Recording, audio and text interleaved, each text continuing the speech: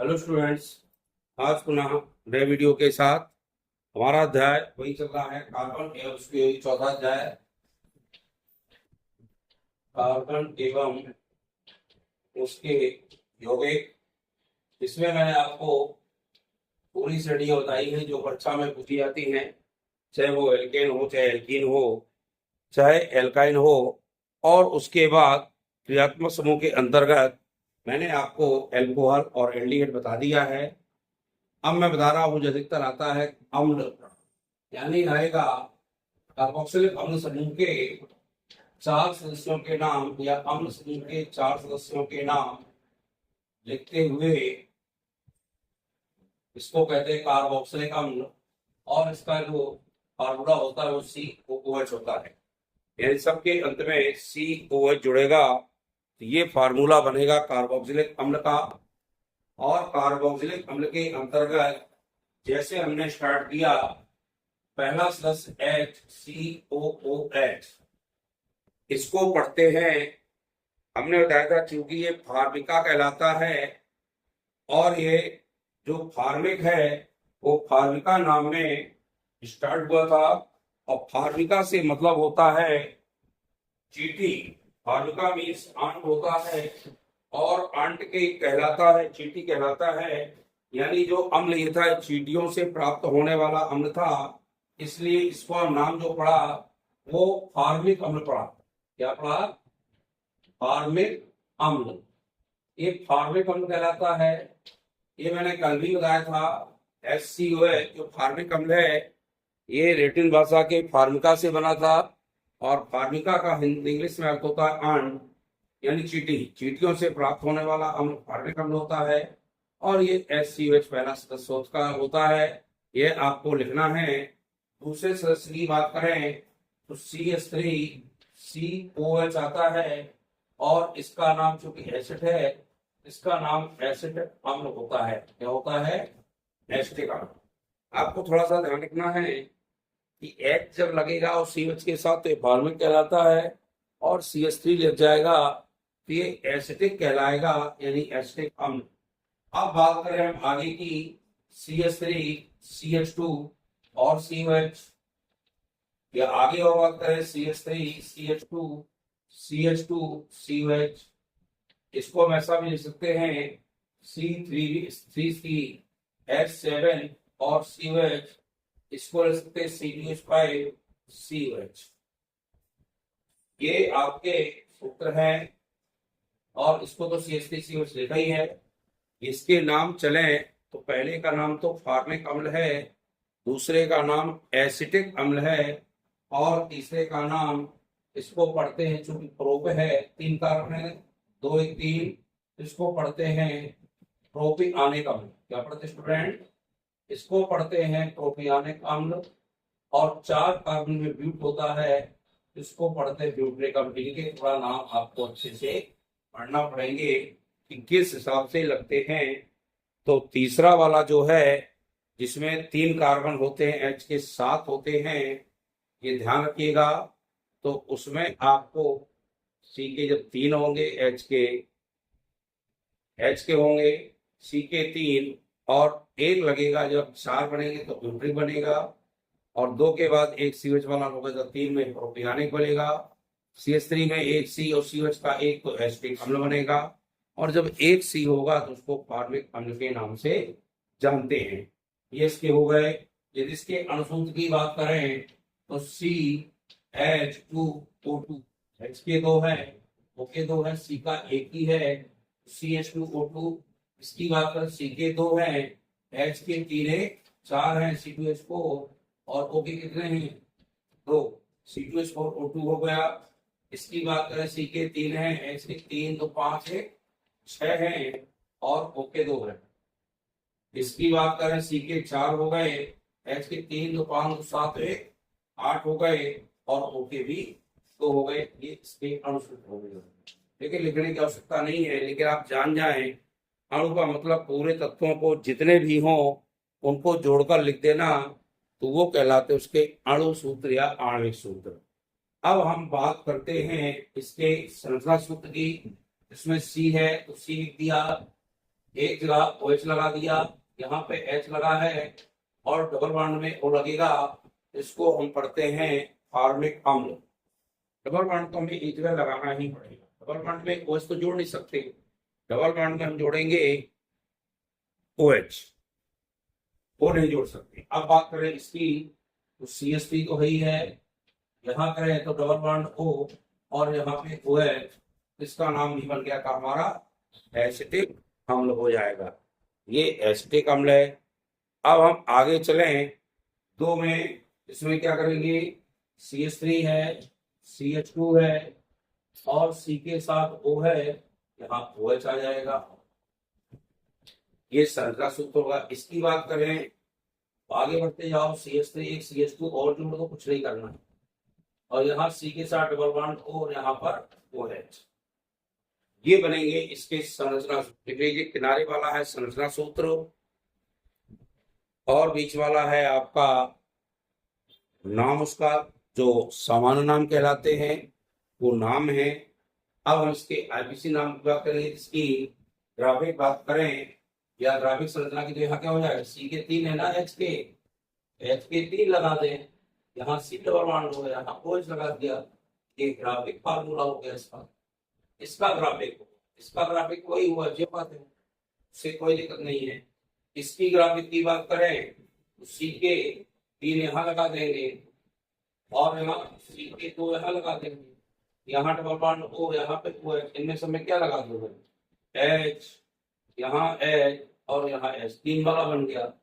चौथे की बात करें, 1 2 3, इनमें सब में क्या लगाना है, H, इसमें भी H, इसमें तीनों में H, यहाँ C डबल बॉन्ड O और यहाँ पे OH।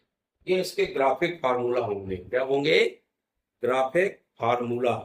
यहाँ C के 3 हो गए, H के 7 हो गए और COH जुड़ गया, तो ये ग्राफिक फार्मूला कहलाते हैं। अब हमकी चर्चा करना है सिर्फ इसके IUPAC नाम की। तो IUPAC बताया था मैंने, कार्बन की संख्या को देखते हैं, उसके आधार पर एल्केन श्रेणी लिखते हैं। और मैंने कल पढ़ाया था CHO लगता है तो अल पढ़ते हैं, क्या पढ़ते हैं, अल। जब एक दिन और पढ़ाया था OH लगता है तो उसको ऑल पढ़ते हैं, ऑल पढ़ते हैं ना। और इसके अंत में कोई अम्ल जोड़ना है, एल्केन श्रेणी के अंत में कोई जोड़ना, तो O की मात्रा लगेगी, कोई लिखेंगे और अम्ल लिखेंगे। एल्केन का बन जाएगा एल्केनोइक अम्ल। क्या बन जाएगा, एल्केनोइक अम्ल। अब आप थोड़ा सा ध्यान दें, इसमें C1 है, C1 में क्या पढ़ते हैं, मेथेन, और मेथेन धन ओइक अम्ल, तो O की मात्रा जुड़ेगी ना, ओइक लिख देंगे और अम्ल, ये इसका IUPAC नाम होगा। कौन नाम होगा, IUPAC, international union of pure and applied chemistry. इसकी बात करें तो एथेन, एक 2 कार्बन क्या बनता है स्टूडेंट, एथेन, और कोई जोड़ेंगे तो नाम बनेगा एथेनोइक अम्ल। कौन सा नाम होगा, IUPAC। ये साधारण नाम है और ये IUPAC। जो पूछा जाए वही आपको लिखना है। इसमें 3 कार्बन है, 3 कार्बन क्या बनता है, प्रोपेन, प्रोपेन में जोड़ दो कोई, क्या बनेगा, प्रोपेनोइक अम्ल। कुछ नहीं याद करना, ये इसका IUPAC कौन सा है, IUPAC नाम, ये समान नाम हो गया। इसमें 4 कार्बन है, ब्यूटेन, कोई इसमें भी जोड़ो, बनेगा ब्यूटेनोइक अम्ल। यह भी इसका IUPAC नाम है। सामान्य नाम भी लिखे हैं, IUPAC लिखे हैं, संरचना सूत्र भी लिखे हैं और अणुसूत्र भी मैंने लिख दिए हैं, ग्राफिक सूत्र भी सामने हैं। ये सब सूत्र आपसे बनना चाहिए ताकि आपको केमिस्ट्री में समस्या ना आए। आप देख लीजिए, यदि हम कार्बन के साथ एक ही कार्बन होगा, एक कार्बन में मैंने एल्केन श्रेणी कौन सी बताई थी, मेथेन, और मेथेन में अंत में जोड़ना है कोई का, देखो इंग्लिश से भी देख लें, METHANE, मेथेन की अंत की ई को हटा देते हैं और कोई जोड़ते हैं और एसिड जोड़ेंगे, अम्ल को हिंदी में एसिड कहते हैं। देखो नाम बन गया मेथेनोइक अम्ल, एसिड। इसमें बात करें ई हटा दें और जोड़ दो कोई, और यहाँ पे दो एसिड, देखो बन गया एथेनोइक एसिड। प्रोपेन की बात करें PROPANE, हटा दीजिए, कोई जोड़े और एसिड जोड़े, नाम बना प्रोपेनोइक एसिड, इंग्लिश से कहें तो और अच्छा है। ब्यूटेन लिखे BUTANE, हटा दें और जोड़ दें कोई, और यहाँ पे एसिड, नाम बनेगा ब्यूटेनोइक एसिड। इंग्लिश से OIC अंत में जोड़ना है ई को हटा करके, और ACID जोड़ना है एसिड के लिए, तो नाम बनेगा ब्यूटेनोइक एसिड। इस तरह से चाहे एल्कोहल के 4 सदस्य आ जाए तो आपको लिखना है वो जोड़ते हुए, एल्डिहाइड के 4 सदस्य आ जाए तो CHO जोड़ते हुए आपको लिखना है, और यदि अम्ल के 4 सदस्य आ जाए तो अंत में OH जोड़ते हुए आपको वो एसिड जोड़ना है। तो OH अम्ल हिंदी से जोड़े तो OH अम्ल, और इंग्लिश से जोड़ेंगे तो OH एसिड जोड़ना पड़ेगा।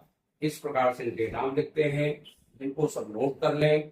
निश्चित रूप से आपसे ये क्वेश्चन जरूर आता है। क्वेश्चन में जान करें तो सबसे पहले हमने क्वेश्चन बताया था आपको, एल्केन श्रेणी के 4 सदस्यों के नाम लिखते हुए उनके नाम और संरचना सूत्र लिखिए।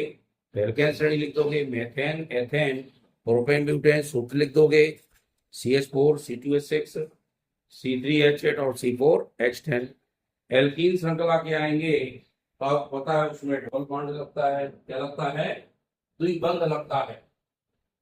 तो द्विबंध लगाते हुए पहला सदस्य उसका बनेगा CH2 बनेगा और उसको एथीन कहेंगे। C2H4 बनेगा, उसको एथीन कहेंगे। C के 3 H के, जैसे वो H में दुगना करना, C की संख्या को दुगना कर दीजिए तो वो प्रोपीन बनेगा। C3H6 में 4 है तो C4, और 4 का दुगना 8 होता है तो C4H8 लिख दीजिए, वो ब्यूटीन बन जाएगा। क्या बन जाएगा? ब्यूटीन। और इस तरह से चाहे ब्यूटीन हो और चाहे आपका मेथीन हो, एथीन हो, कुछ भी हो, तो ये आपको ध्यान रखना है सूत्र।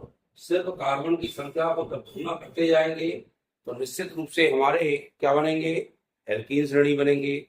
और कार्बन की संख्या को दोगुना करके 2 घटाते जाएंगे तो हमारी एल्काइन बन जाती है CH, तो कोई मतलब नहीं है। C के 2 होंगे तो 2 4 2 बड़े C2H2, इसको एथाइन कहते हैं।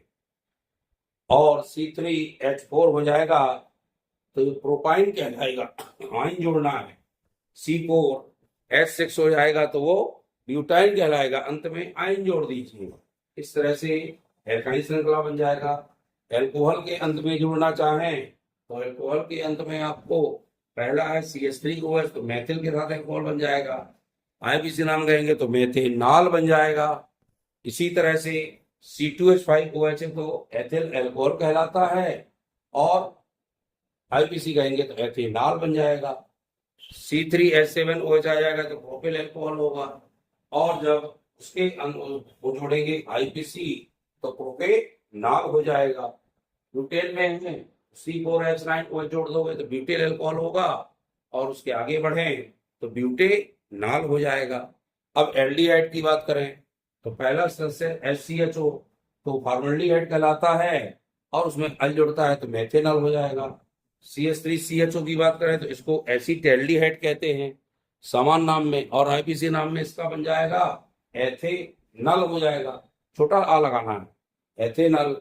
और यदि C3H7CHO करें, C2H5CHO करेंगे तो प्रोपेनॉल होगा IPC में, और उसमें होगा प्रोपेल एल्डिहाइड यानी।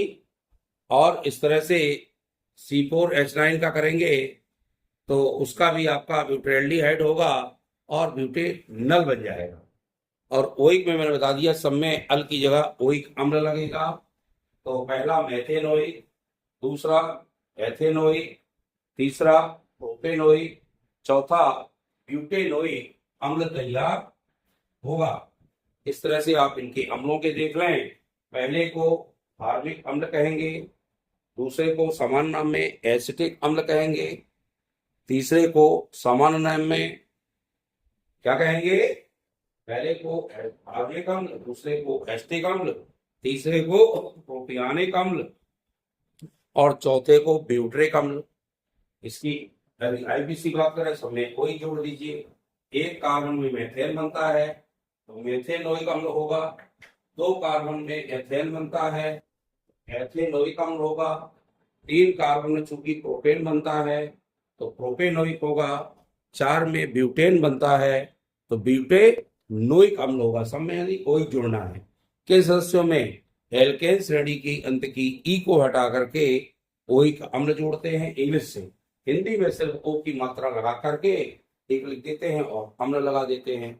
इस प्रकार से आप ये सब तैयार कर लीजिए। वीडियो अच्छा लगे तो लाइक शेयर करिएगा। हमारे जो नए स्टूडेंट हैं वो चैनल को सब्सक्राइब करें। बहुत बहुत धन्यवाद।